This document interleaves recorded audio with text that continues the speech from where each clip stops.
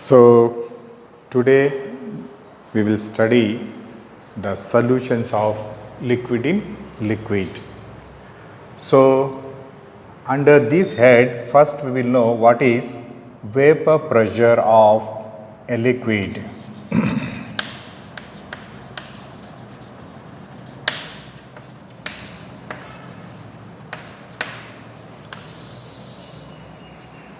Suppose let us consider petrol in a beaker.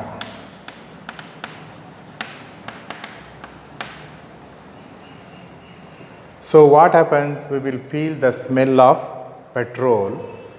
Similarly, when you keep alcohol in a beaker, we will feel the smell of alcohol. Why this is due to?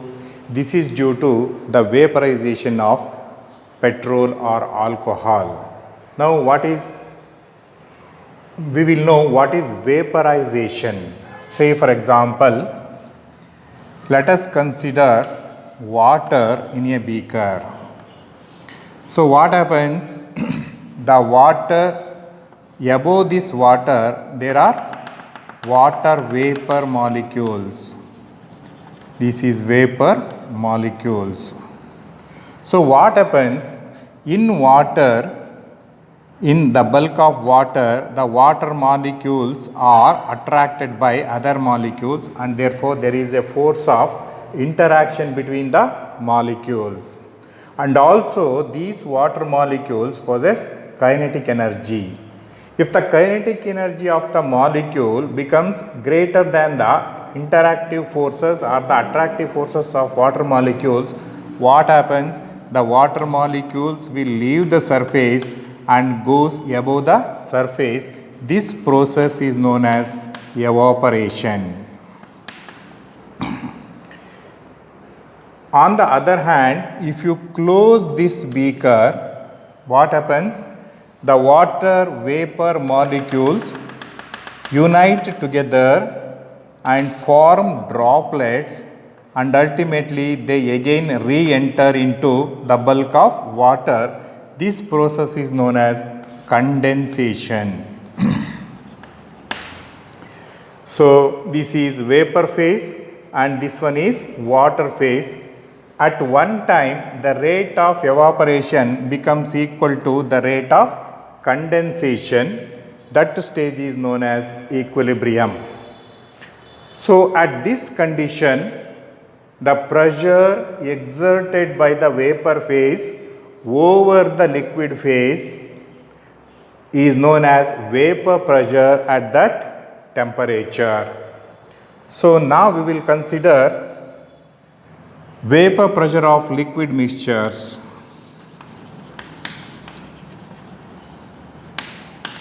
Vapor pressure of liquid mixtures. So on the other hand, let us consider a beaker containing two liquids. Say for example, liquid A and this one is liquid B. So above this liquid phase there is vapor phase. So this vapor phase consists of the vapors of A as well as vapors of B. So therefore the total vapor pressure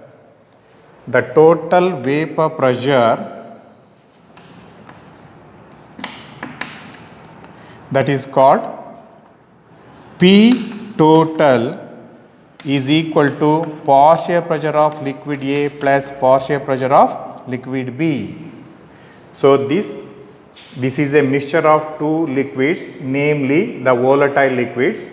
Above this mixture there is vapor phase. This vapor phase contains the vapors of both liquid A as well as liquid B. The pressure exerted by this vapor phase is due to the vapor pressure of liquid A as well as the vapor pressure of liquid B. Therefore, the total vapor pressure is equal to sum of the vapor pressure of liquid A and vapor pressure of liquid B. So now we will come to study an important topic, namely Raoult's law.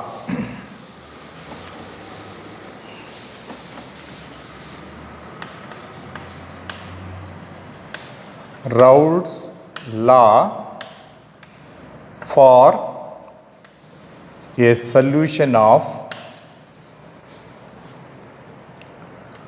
volatile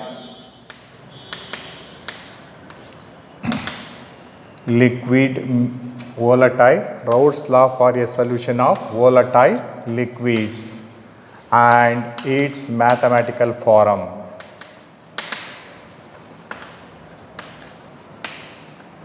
So as I have told you, suppose let us consider a mixture of two liquids, namely liquid A plus liquid B. So above this liquid phase there is vapor phase. So this vapor phase consists of vapors of liquid A as well as vapors of liquid B. So now the mole fraction of liquid A is Na, the mole fraction of liquid B is Nb, and then partial pressure of liquid A is Pa and partial pressure of liquid B is Pb.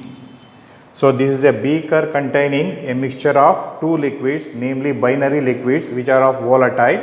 Above this liquid mixture there is vapor phase. This vapor phase contains the vapors of liquid A as well as liquid B. So the total vapor pressure of this vapor phase is due to the vapor pressure of liquid A and vapor pressure of liquid B. The amount of liquid A and the amount of liquid B present in this liquid mixture is proportional to, that is mole fraction of liquid A and mole fraction of liquid B. Then according to Raoult's law can be stated as in a liquid mixture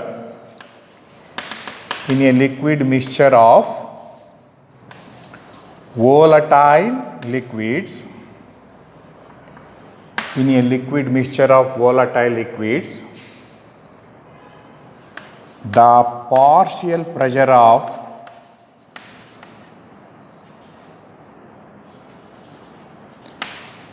a particular component,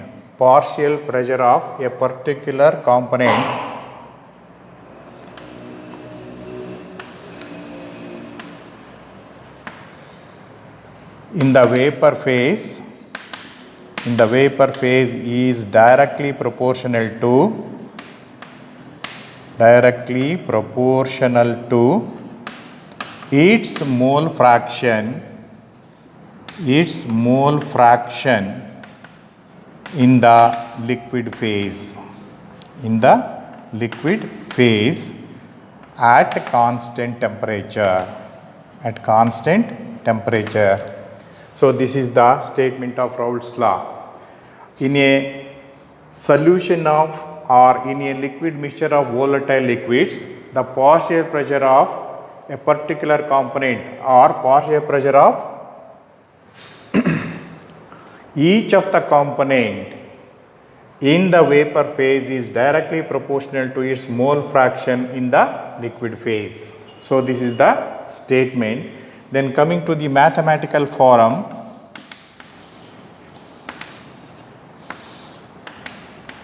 so partial pressure of liquid A is directly proportional to mole fraction of liquid A, or partial pressure of liquid A is equal to P naught into XA. So this is for solvent A. Similarly, for solvent B, Pb is equal to P naught into Xb, where Pa is equal to partial pressure of liquid A and XA is equal to mole fraction of liquid A. Similarly, Pb is equal to partial pressure of liquid B and Xb is equal to mole fraction of liquid B, and P naught equals vapor pressure of the pure liquid, vapor pressure of the pure liquid. So it is vapor pressure of pure liquid A in the pure form.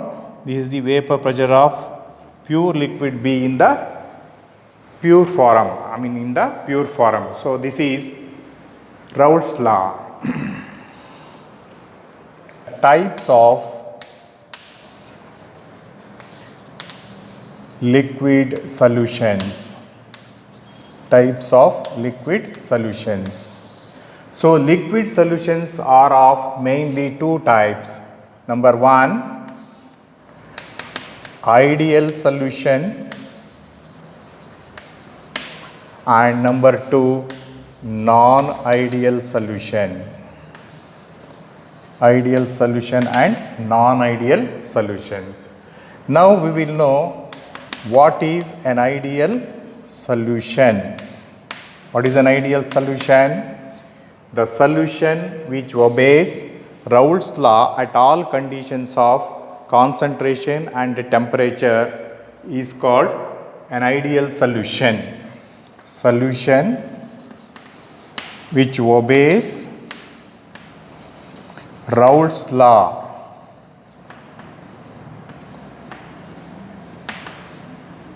at all concentration and temperature are called ideal solutions. So in an ideal solution, so total vapor pressure of the solution is equal to sum of the vapor pressure of liquid A plus vapor pressure of liquid B. So example for ideal solutions. So no solution is ideal, but the solutions which are nearer to ideal solutions are: number one, benzene plus toluene; number two, N-hexane plus N-heptane, normal hexane and normal heptane; number three, chlorobenzene plus bromobenzene, etc. are considered as ideal solutions. Coming to non-ideal solutions. Non-ideal solutions. So the definition of ideal solution and examples and definition of non-ideal solutions and examples are important. Then what is a non-ideal solution? A solution which does not obey Raoult's law at all conditions of concentration and temperature is called a non-ideal solution, which does not obey Raoult's law at all concentrations and temperature is called a non-ideal solution. A non-ideal solution. So in non-ideal solution, total vapor pressure of the solution is not equal to sum of the vapor pressure of A and vapor pressure of B. So example for non-ideal solutions. Number one, ethyl alcohol plus water. Number two, ethyl alcohol plus acetone. Number three, HNO3 plus water. Number four, HCl plus water, etc. These are all the examples for non-ideal solutions. Now let us study the differences between ideal and non-ideal solutions. So first we will know ideal solution. What is the first difference? They obey Raoult's law. At all conditions of concentration and temperature. So coming to non-ideal solutions, they do not obey Raoult's law at all conditions of concentration and temperature. Second difference is here enthalpy of mixing, that is delta H mixing is equal to 0. So what is the meaning of this one? When these two solutions are mixed, there will be no liberation of heat or no absorption of heat. That is known as enthalpy of mixing is 0 in case of ideal solution. So here delta H mixing is not equal to 0. So here there is either absorption of heat during mixing or liberation of heat during mixing. Number 3, here there is no change in volume. No change in volume during mixing, that is delta V mixing is equal to 0. What is the meaning of this one?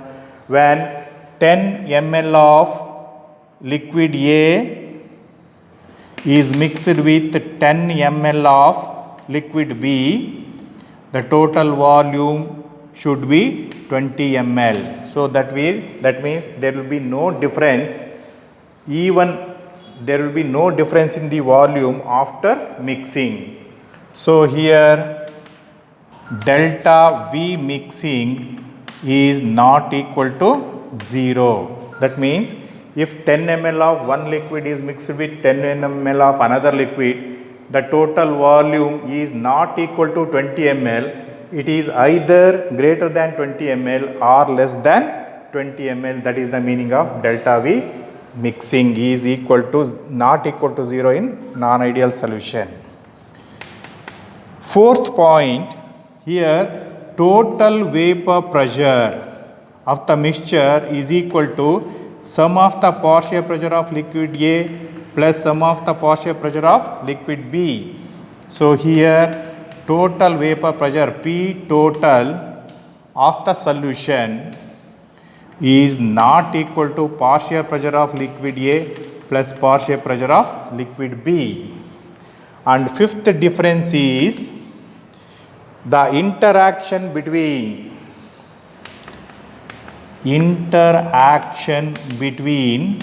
molecules of A and molecules of B is same as that of molecules of AA or molecules of BB.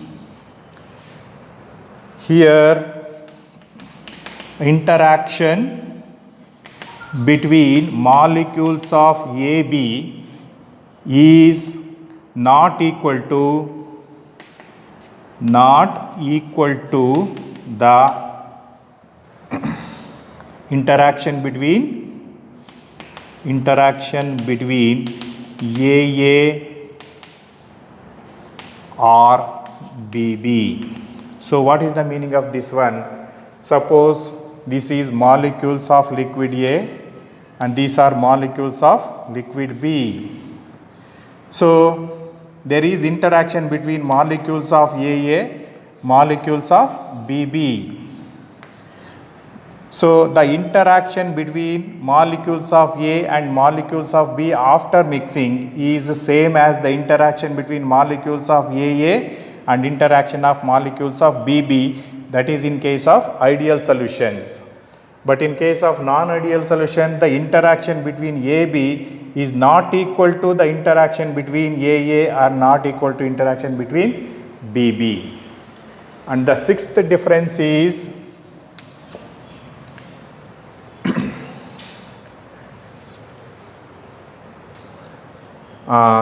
they form ideal solutions ideal solutions does not form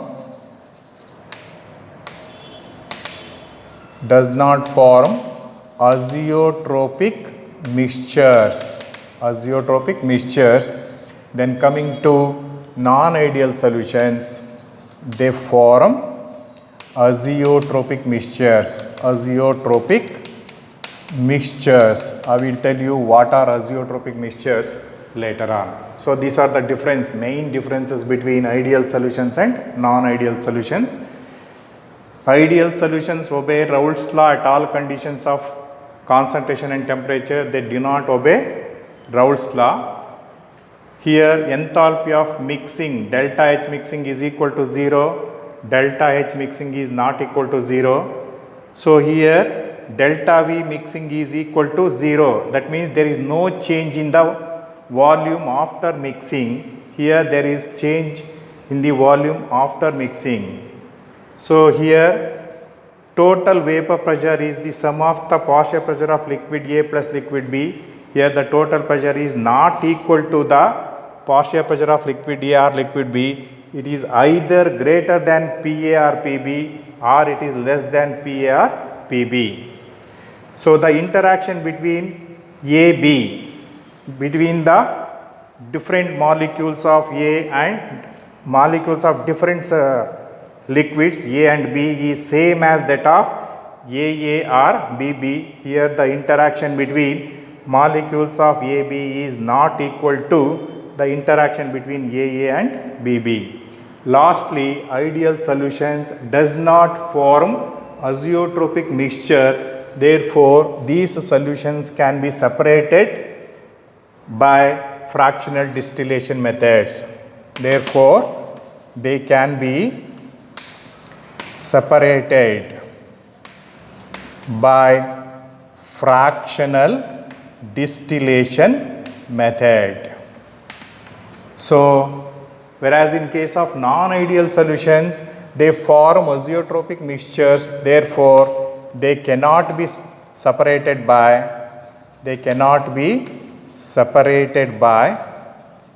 fractional distillation method.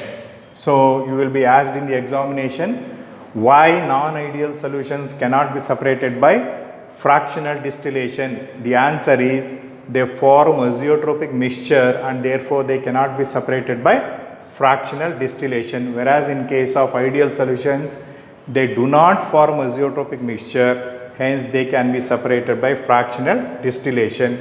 So I will tell you what is azeotropic mixture later on.